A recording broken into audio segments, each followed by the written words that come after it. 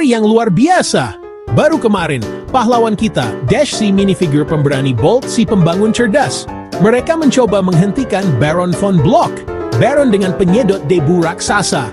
Hotdog bertebaran di mana-mana. Dash berayun dengan tali, dia malah memegang sosis. Berayun masuk ke tong mustard, keluar kuning dan terkejut. Misi itu berantakan, konyol dan berhasil. Pagi ini seharusnya tenang. Dash memoles kait panjat, bersenandung. Bolt mengutak-atik mesin pembuat waffle lucu. Sparkle menerobos masuk megang peta kusut. Close-up peta kuno di meja. Sparkle melompat-lompat, mata berbinar. Kalian tidak akan percaya apa yang aku temukan. Sparkle membentang peta. Trio melihat. Peta? Jalanku bingung berbisik sket sahabat. Di tengah, gambar emisi nubi. Bata di matahari. Hutan berbisik bahkan lebih aneh dari cerita-cerita yang ada.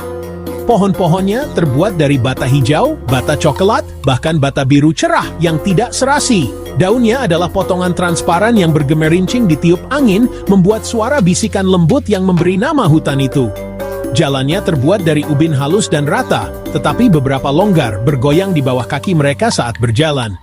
Dash selalu menjadi pemimpin pemberani, berjalan di depan, jubah plastiknya berkibar di belakangnya. Dia memegang peta erat-erat, mencoba terlihat sangat serius dan berani, meskipun dia hampir tersandung katak Lego ungu. Saat mereka masuk lebih dalam, hutan menjadi taman bermain rintangan konyol. Mereka harus menyeberangi sungai kancing biru yang mengalir, melompat dari satu daun apung ke daun lainnya. Bolt hampir kehilangan keseimbangan, lengannya berputar-putar liar sebelum Sparkle meraih tangannya dan menariknya ke tempat aman. Sesaat kemudian, rambut Dash direnggut dari kepalanya oleh monyet nakal yang terbuat dari bata coklat dan krem.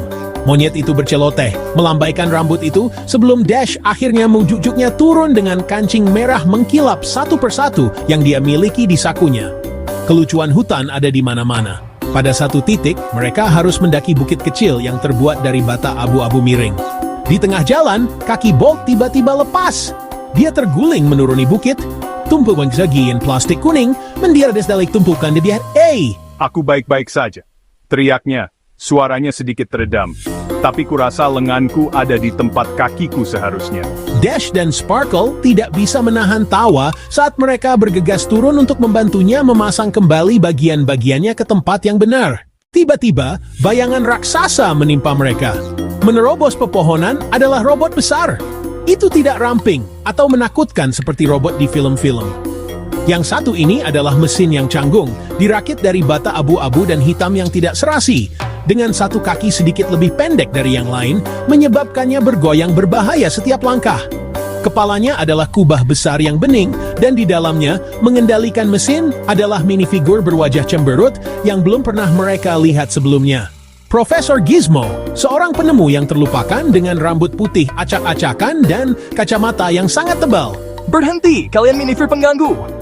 Suara Profesor Gizmo menggelegar melalui pengeras suara yang pecah-pecah di dada robot. Batu matahari itu milikku! Itu akan menggerakkan kreasi pamungkasku, mesin yang menyortir setiap bata Lego di dunia, berdasarkan warna dan ukuran. Dia tertawa terbahak-bahak, tetapi terpotong ketika robot tersandung akar, mengguncangnya dengan keras di dalam kokpit. Lengan robot yang panjang dan kurus dengan cakar penjepit, mengibas-ngibas, nyaris tidak mengenai pahlawan kita dan malah menjatuhkan pohon kecil. Dash, Bolt, Sparkle menatap ancaman yang goyah itu. Itu jelas merupakan ancaman, tetapi itu juga agak lucu. Robot itu mencoba mengambil langkah dramatis ke depan, tetapi kakinya yang lebih pendek tersangkut di tanah yang lunak. Tidak, tumpukan baut bodoh, yang kiri lainnya. Itu miring berbahaya ke satu sisi dan Profesor Gizmo berteriak.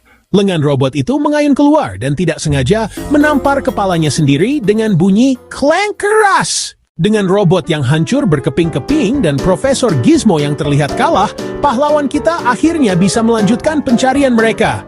Hanya beberapa langkah melewati tumpukan bata, terselip di akar pohon ek Lego raksasa, ada peti kecil yang tersembunyi. Sparkle, menggunakan matanya yang ahli dalam mencari harta karun, segera menemukannya. Dia dengan hati-hati membuka tutupnya, dan di dalamnya bersinar dengan cahaya hangat dan lembut adalah bata batu matahari. Dash bersorak, Bolt bersorak, Sparkle bersorak. Misi mereka berhasil. Saat mereka merayakan, mereka melihat Profesor Gizmo dengan sedih mencoba menyatu kembali beberapa bagian robotnya. Dia sebenarnya bukan orang jahat, hanya seorang penemu pemarah yang ingin dihargai.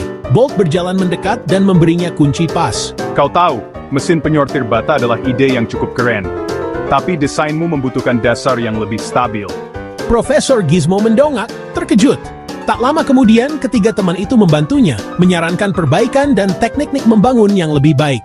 Bekerja sama, mereka tidak membangun kembali robot raksasa yang canggung itu. Sebaliknya, mereka menggunakan bagian-bagian itu untuk membangun sesuatu yang jauh lebih baik.